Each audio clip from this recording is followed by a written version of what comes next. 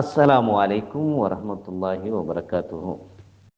அன்பான சகோதர சகோதரிகளே, இன்றைய 19ஆம் நாளினுடைய பாடமாக இஸ்லாத்தினுடைய இரண்டாவது கடமை. முதல் கடமை, இஸ்லாத்தின் முதல் தூணு கலிமா, சாட்சி பகருதல், சாட்சி சொல்லுதல். ரெண்டாவது, தினமும் ஐவேளை தொழுகையை நிலைநாட்டுவது. இது ரெண்டாவது கடமை. தொழுகையினுடைய முக்கியத்துவம் என்ன அப்படின்னா, இஸ்லாத்தில் தொழுகைக்கு மிக முக்கியமான முக்கியத்துவம் கொடுக்கப்பட்டு இருக்கிறது. முக்கிய அந்தஸ்து, இடம் அதுக்கு உண்டு. என்னென்ன?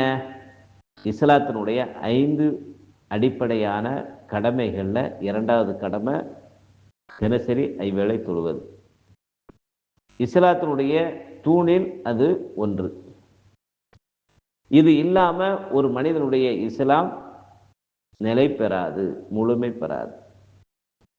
வணக்கங்களில், வணக்க வழிபாடுகளில் இபாதத், நம்ம ஏற்கனவே சொல்லியிருக்கோம், இபாதத்னா வணக்கம், வணக்க வழிபாடு. அப்போ இறைவனுக்கு செய்யக்கூடிய வணக்க வழிபாடுகளில் முதலாக கடமையாக்கப்பட்டது என்னது? இந்த தொழுகை தான். நோன்பு அதுக்கு அடுத்து, ஹஜ்ஜு அதுக்கு அடுத்தது. சரிங்களா? சரி.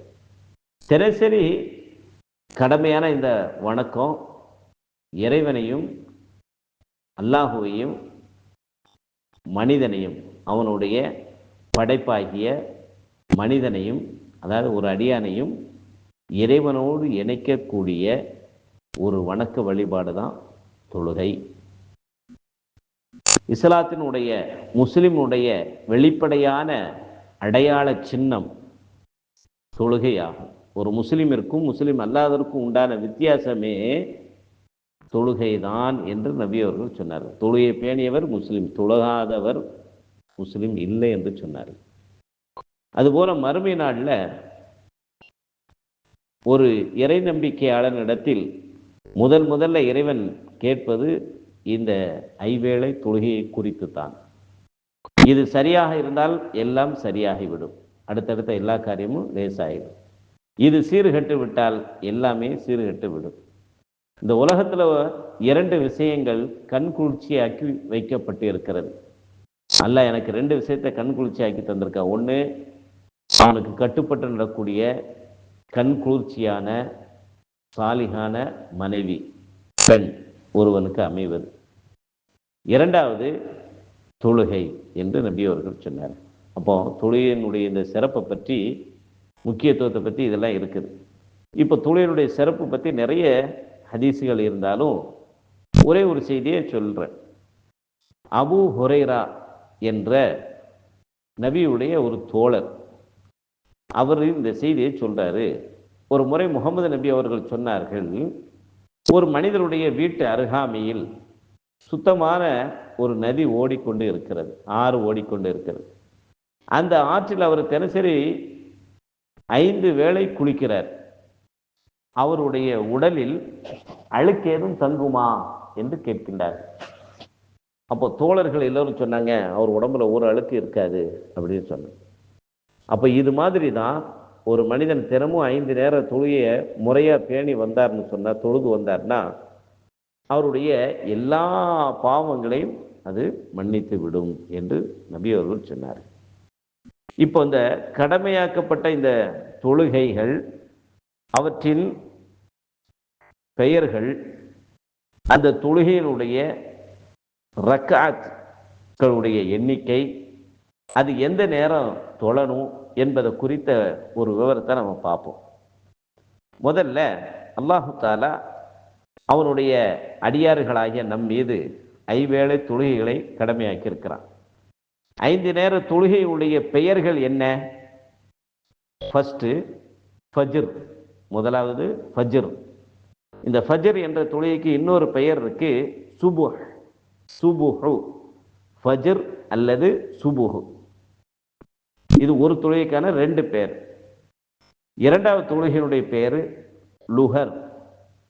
மூன்றாவது தொழுகையினுடைய பெயர் அசர், அசுர், அசர். 4வது தொழுகையினுடைய பெயர் மக்ரிப். 5வது தொழுகையினுடைய பெயர் இஷா. இந்த 5 நேர தொழுகைகளையும் அதற்கு உரிய நேரங்களில் தொழுவது இறை நம்பிக்கையாளர்கள் மீது கட்டாய கடமையாக்கப்பட்டு இருக்கிறது என்று குர்ஆன் 4வது அத்தியாயத்தில் 103வது வசனத்தில் சொல்லி காட்டுகின்றது.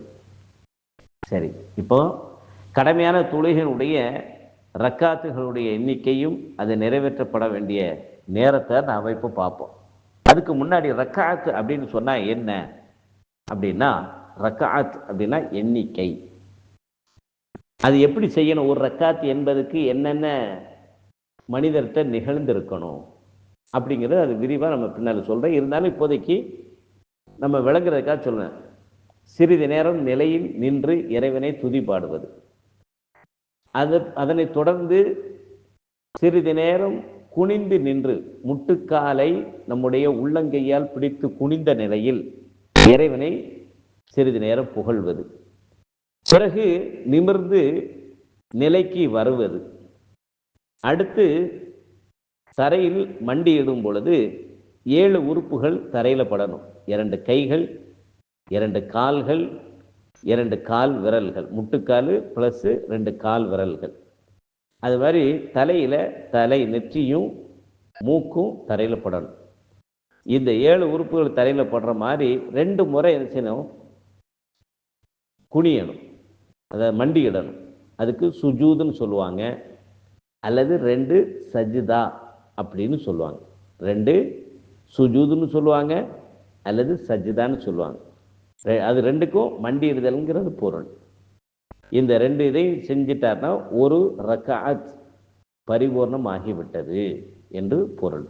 சிறிது நேரம் நின்ற நிலையில் இறைவனை புகழணும், சிறிது நேரம் குனிந்த நிலையில் இறைவனை புகழ பாடணும், என சிறிது நேரம் தரையில் மண்டியிட்டு இறைவனை துதி பாடுவது. இந்த 3 செயலும் தொடர்ச்சியாக நடந்தால் தான் ஒரு ரக்காத் என்பதை புரிந்துக்கோங்க. சரி, இப்போ வாங்க. ஃபஜ்ர் தொழுகை, அதுக்கு இன்னொரு பேர் சுபுஹு. இந்த தொழுகையினுடைய எண்ணிக்கை எத்தனை? 2. இந்த தொழுகையை எப்போது நம்ம தொழணும் அப்படின்னு சொன்னா, இரவு வெளுக்க, இரவு வானம் அடிவானம் கிழக்கு பகுதி சூரியன் உதிக்கக்கூடிய திசையில வானம் வெளுக்க தொடங்கியது முதல் முழுமையாக சூரியன் உதிக்கும் வரை, அதாவது சூரிய உதயம் 5:15 வைங்க, அதுக்கு முன்னாடி ஒரு மணி நேரம் முன்னாடி நீங்க சூரியன் உதிக்கக்கூடிய திசையை பார்த்தோம்னா இருட்டா இருக்கும், ஆனா அந்த பகுதி மட்டும் வெளுத்து இருக்கும், வெளிச்சமா இருக்கும். அந்த 1 மணி நேரத்துக்கு பிறகு சூரியன் உதிக்க ஆரம்பிச்சிடும். சரிங்களா? அப்ப இந்த இடைப்பட்ட நேரத்துல தொழுக வேண்டிய தொழுகையினுடைய பெயர் ஃபஜ்ர் அல்லது சுபுஹு தொழுகைய 2 ரக்காத் நம்ம நிறைவேற்றணும். அடுத்து 2வது தொழுகை லுஹர் தொழுகை. இந்த தொழுகையினுடைய எண்ணிக்கை, ரக்காத் எண்ணிக்கை 4.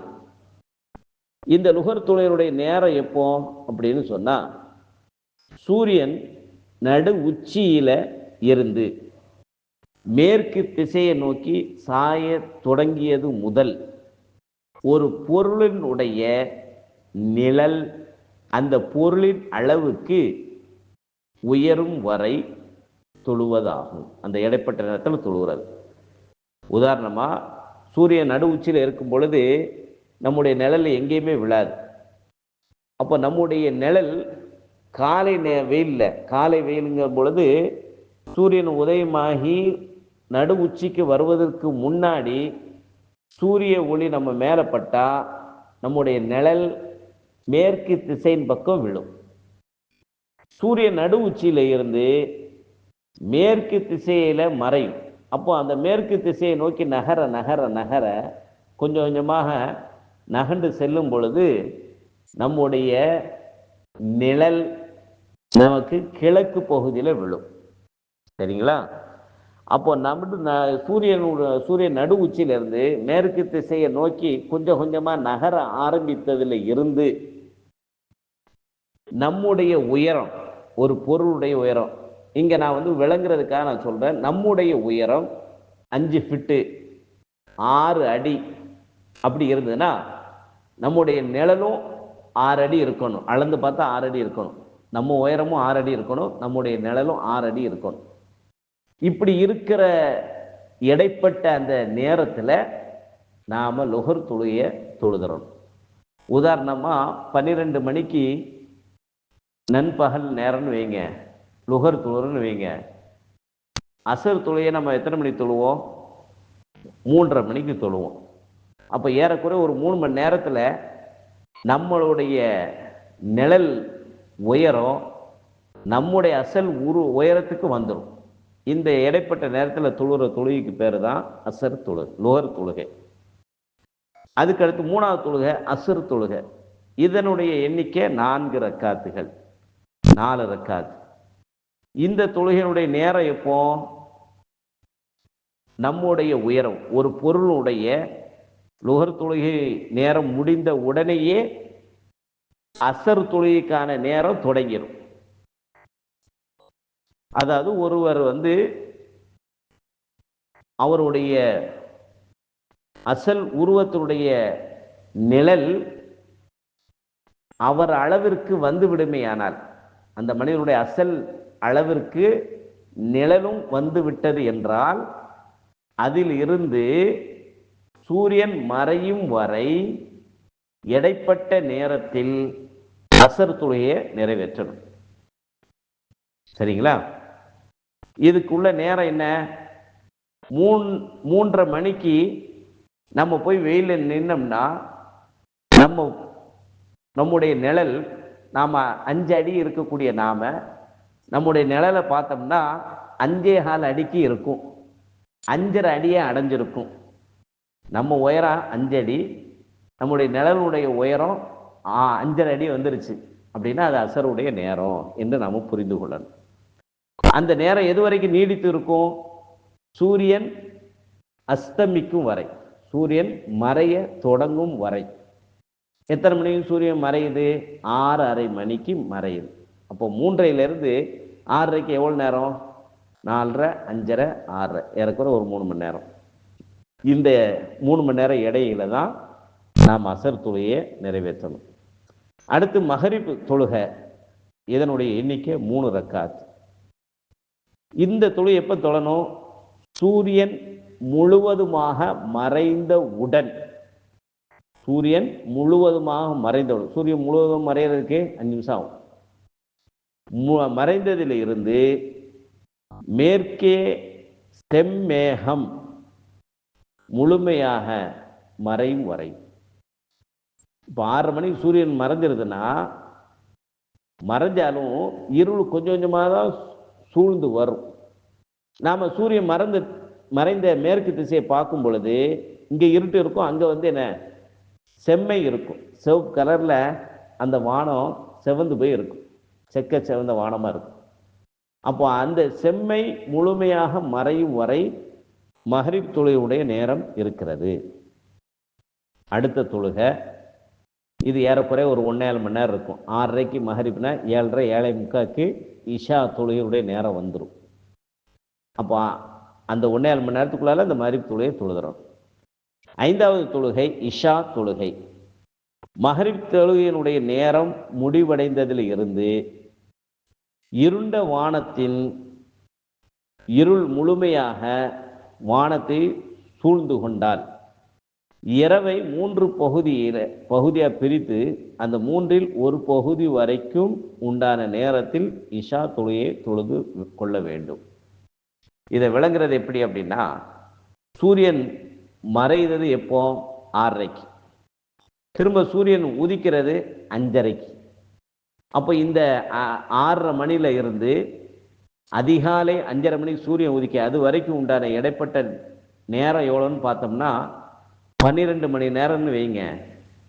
அப்போ அந்த 12 மணி நேரத்தை 3 பிரிவாக பிரித்தோம்னா 12. முதல் 4 மணி நேரத்துக்குள்ளால மகரிப் தொழுகையும் தொழுதுருவோம், இஷா தொழுகையும் நம்ம தொழுது முடிச்சிடணும். அதிகபட்சமாக நிசி இரவு வரைக்கும் இந்த இஷா தொழுகையை பிற்படுத்திக்கலாம். அதுக்கு மேலே பிற்படுத்தாமல் நம்ம அதுக்குள்ளால தொழுது முடித்துக்கலாம். அப்போ இந்த 5 நேர தொழுகையும், தொழுகையுடைய பெயர்களும், தொழுகையினுடைய எண்ணிக்கையும், அது எந்த நேரத்தில் தொழப்படணும் என்பதை நாம் விரிவாக தெரிந்து கொண்டோம். இன்ஷா அல்லாஹ் நாளைய தினம் தொழுகையினுடைய முறைகளை பற்றி நாம் பார்ப்பதற்கு முன்னர், தொழுகையில் என்னென்ன சந்தர்ப்பத்தில் என்னென்ன ஓதணும் அப்படிங்கிறத முதல்ல நாம் படிச்சுக்கிடுவோம். இன்ஷா அல்லாஹ் அதை நாளைய தினம் பார்ப்போம். அஸ்ஸலாமு அலைக்கும்.